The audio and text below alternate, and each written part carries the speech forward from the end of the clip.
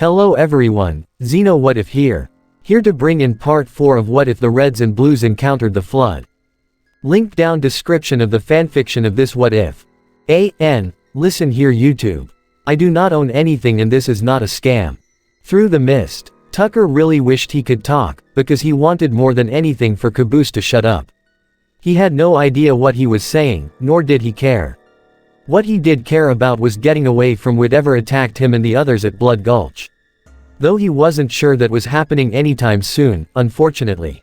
Whatever it was definitely in other places besides the canyon. Everyone in the back, we're hitting some fog, so brace yourselves in case we fuck something up in here. That did not sound good at all. Also, couldn't they just fly around the fog? Tucker didn't want to ask about that, having decided he'd rather not make the pain in his throat worse. Hey, do you think you could cover all my vital organs? Tucker cursed Griff under his breath. From across the Pelican, Sarge yelled about how lazy Griff was. He was guessing this was Sarge's third or fourth time doing that on this entire flight, and the sixth or seventh counting the battle against the zombie spiders. Although, Tucker didn't exactly care too much about that.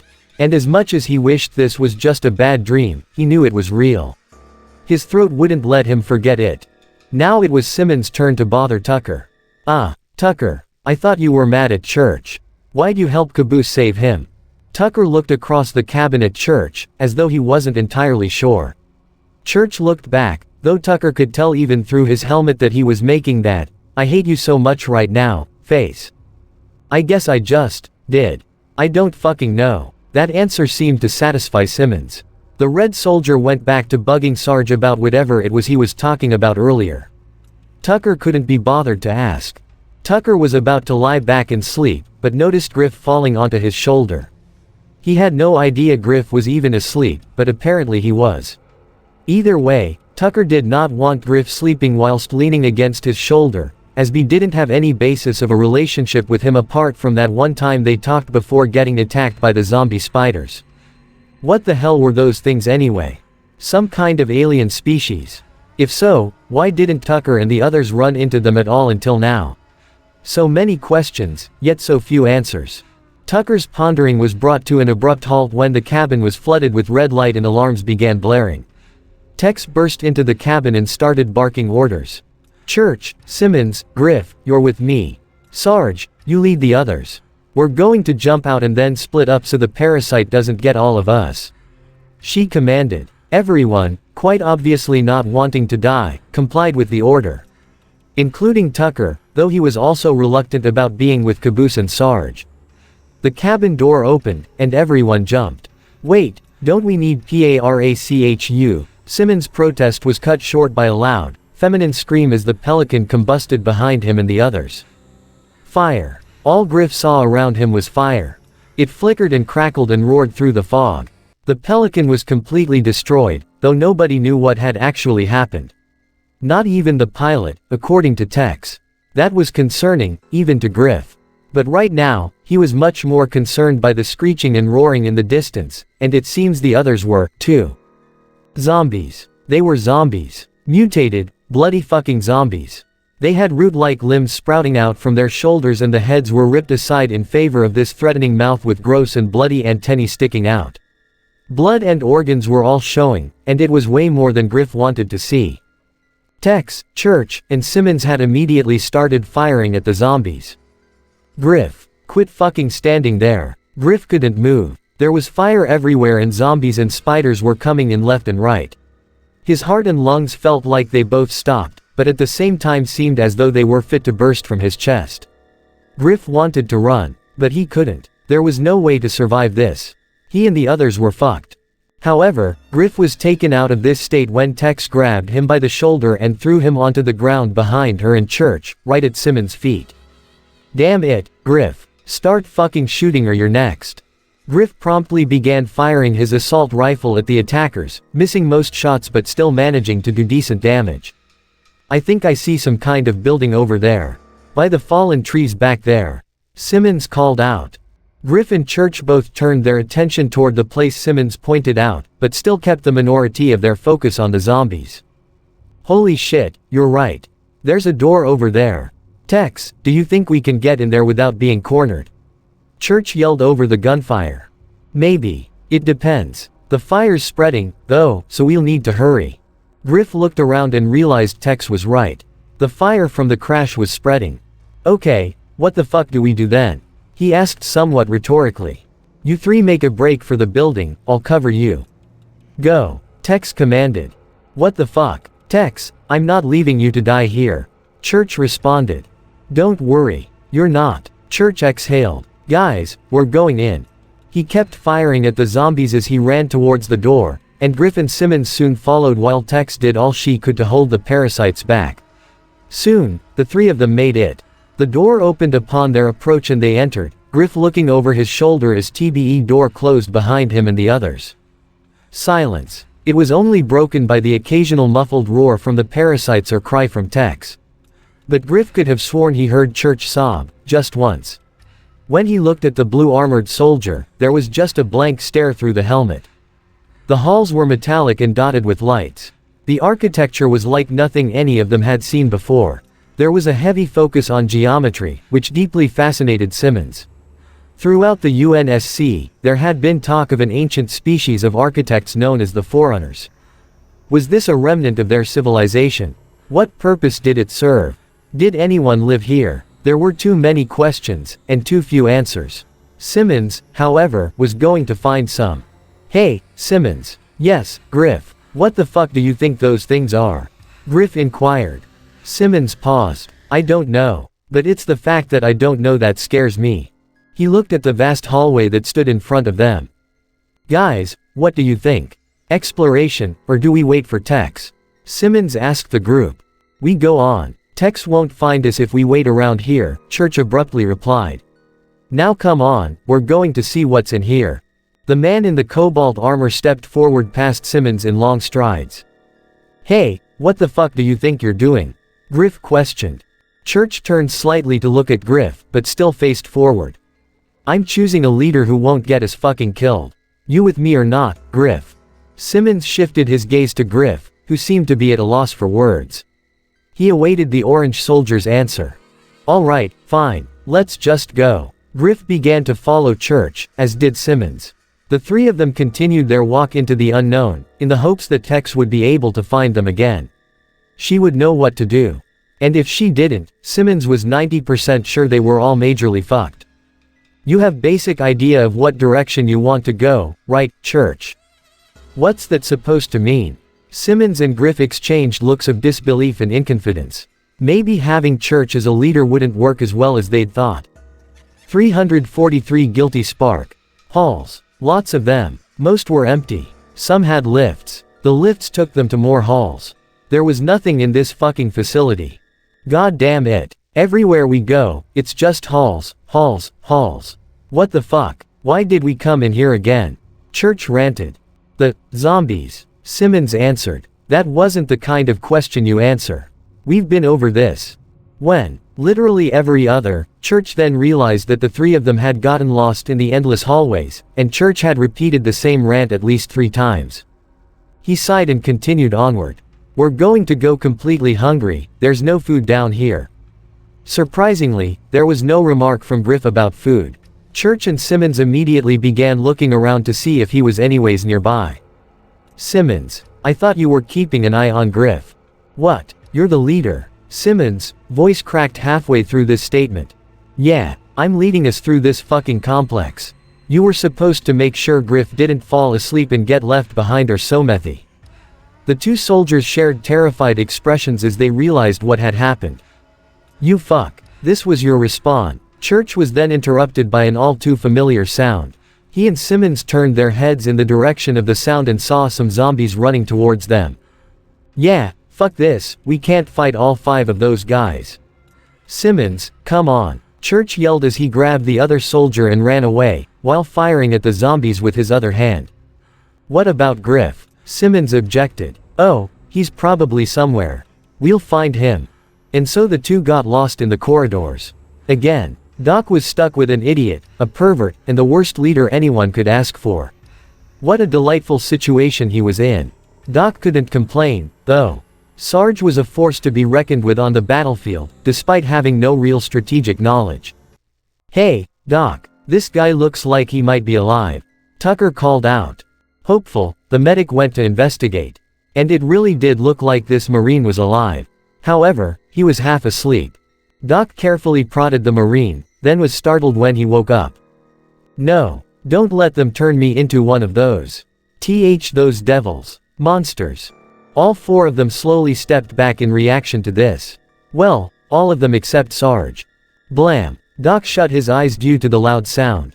When he opened them, there was a hole in the Marine's head dripping red, and he was completely limp. He was better off that way with the things he'd seen. "Come on now. We're gonna need to find Griff and Simmons and rescue them from those blues." The medic reluctantly followed Sarge, his heart still racing. He didn't want to continue this topic anymore.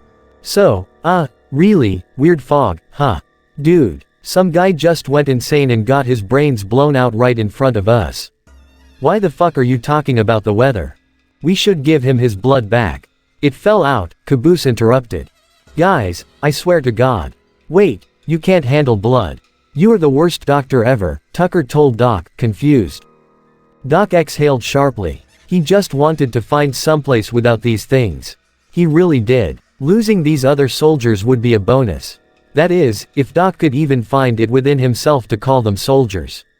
Caboose barely understood anything. Tucker never followed a single order, and Sarge, he was Sarge. But at least he was surviving. At least he hadn't been transformed into one of those things.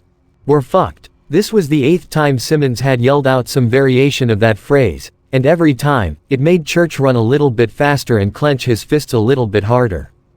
"We're gonna fucking die. Shut the fuck up and just keep running, Simmons." That seemed to shut him up, though Church knew it was only temporarily. He also knew that there was an incredibly low chance that the two of them would make it out of this. Both of them were losing energy, and the flood attackers were unrelenting. Jesus Christ, how much hallway is there in this place? The guys who built this place must have been complete architectural fuck-ups. And they didn't even have any ways to escape zombies endlessly pursuing you. Yeah, fucking bullshit. Just as abrupt at the first attack, a large metallic object sped past the two, in the direction from which they were running. The object was hovering above them and had a single optic on the front of it, as well as a cannon hanging from its underside. From the cannon issued forth a beam of light, which burned through the zombie in the front. More objects like it appeared and started to do the same to the other zombies, until there were none left. Simmons studied the objects, having stopped running. What the fuck are these things? Church didn't trust them. I don't know. But they might try to kill us as well. Do you think we look like zombies? Well, maybe their enemies aren't just zombies. Maybe this is an AI rebellion and they're trying to kill all the humans, like in that bad sci-fi shooter game. Simmons looked at Church with an expression of confusion. That's every bad sci-fi shooter game. Unless you're talking about the non-existent 5th game in that one series. Yeah, it's that one. Oh. The conversation was cut short when a floating metal orb approached the two, smaller and with less jagged parts. It also didn't have a gun attached to it, though it also had a single blue optic. "Greetings. I am 343 Guilty Spark. I am the monitor of Installation 04. Simmons stumbled back. "It fucking talks." The orb appeared confused by this. "What do you mean, Reclaimer? Of course I can speak. Have you met a monitor that couldn't?" Whoa, hold on. You're saying a lot of things that don't make a lot of sense. What's a monitor, and what's Installation 04? Also, why did you call Simmons one a Reclaimer? Church questioned. Don't bother. Nothing he says will make any sense.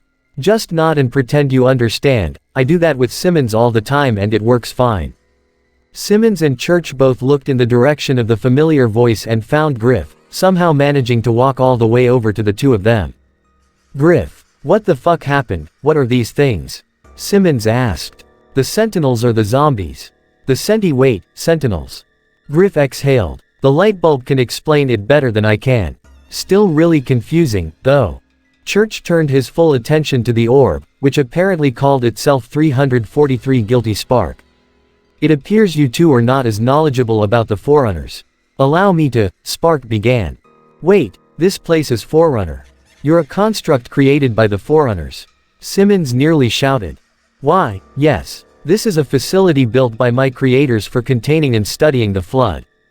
What the hell is the flood, and why is it so important? Church inquired. Spark paused. You've already encountered the flood. That is what the two of you were being pursued by. The zombies are the flood. Well, that makes sense, I guess. They sure act like one. Am I allowed to continue now? Spark wasn't taking much of a liking to these three. Yes, just try to say it in ways we can understand. Spark made a sound that was like an exhale, which shouldn't have been possible since he had lungs. What is your inquiry, Reclaimer? Why don't we start with why you're calling us Reclaimers? Church demanded. You are the only ones who can stop the flood.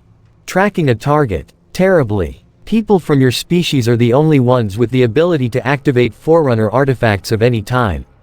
Why that is, I'm not entirely certain, seeing as my older memories have begun to corrupt over time, explained the monitor. And that's why we're called Reclaimers, then? Simmons asked to clarify. Precisely. Church, however, was skeptical. You said your memory is starting to corrupt. That doesn't exactly make you the most reliable source of information, guilty Spark, he uttered. That is absolutely true. Although, I don't see anyone else here, nor have I seen another Forerunner construct in. It must have been millennia, Spark objected. You make a fair point, but also, you've made me want to take myself out before the flood can. Simmons pushed Church aside, much to the other's annoyance. Hey, what the fuck do you? I think you're both getting a little heated right now, so I think it's best if I break this up now instead of. Simmons, I swear to God, your armor won't be the only red thing on you if you do that shit again. Okay. Never mind then. You two carry on. Endless fog. Tucker was afraid that there wasn't anything beyond it, just endless mist obscuring endless trees. Occasionally, they'd run into a zombie, and then Sarge would blow its head off. Thank God for that shotgun. I think this is a bad time to tell you, but I've run out of ammo. Fuck. Oh, what the fuck? Why didn't you tell us you were low before? And give you blues the knowledge that you had a strategic advantage. Why in Sam Hill would we do something as stupid as that? Tucker had reached his limit. Oh, my God, will you quit it with this red versus blue bullshit? We're being hunted down by alien zombies and shit. We need to deal with that first, so just fucking quit it.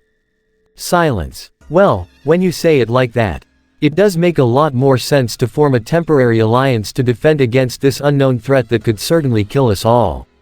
But where's the excitement in that? You know what? Fuck that. We need to figure out a way to not fucking die, so that's what we're going to do. We're going to survive. No more red versus blue bullshit, no more being fucking retarded, just survival. That's what our lives are now, so we need to live with it. Fuck, that sounded way cooler in my head. Tucker could very clearly see the worried expression on Doc's face, even through the visor. Well, we're screwed. Don't even start, Doc. You're scared of blood. How could any soldier survive when scared of blood? Sarge asked rhetorically. I'm not a soldier, I'm a medic. Even fucking worse. How can a doctor be scared of blood? How would you save anyone like that? Tucker blurted. Once again, I'm a medic, not a doctor. Well, what's the fucking difference? A doctor cures people. A medic just makes them feel more comfortable when they die. Tucker didn't respond for a few seconds. Reminder to self, don't ever get shot. That's probably a good idea. I barely have any medical knowledge anyway, Doc commented. Tucker took a couple steps back in shock and had to stop himself from stumbling backward. How the fuck did you get certified? That's the neat part. I didn't. What the fuck? That was when something emerged from the fog. Not a zombie, but something different. It was large and made of metal. Probably half the size of Caboose, and maybe 4/7 of the size of everyone else. It had guns attached to it and a set of glowing blue dots that appeared to be eyes. However, Sarge must have found more ammo, because the thing exploded after a few seconds. The smoking remains fell to the ground, parts of them burning. Holy shit. Nice shot, Sarge. What? That wasn't me. Who else had a shotgun? Tucker certainly didn't, and neither did Doc or Caboose. Did Tex find them again? Yo, are you Tex? He shouted out, hoping for a response. No, I'm not. The voice was low, gravelly, and inexpressive. Tucker was just about to ask who said that when someone stepped through the haze, a shotgun in one hand. He was 7 feet tall, wore scratched gunmetal green armor, and had an assault rifle slung over his back. This was 100% a Spartan. And not just a Spartan, the Spartan. Tucker's jaw dropped at the sight. Holy shit. The Monitor is going to kill us all, and we need to move before he does. You're with me now. Tucker wasn't going to argue with a Spartan, and it seemed everyone else agreed, so they followed him. Who's the Monitor, and how is he going to kill us? We have no fucking clue what's going on, we're just trying to find our teammates before the zombies do. Have you seen them at all?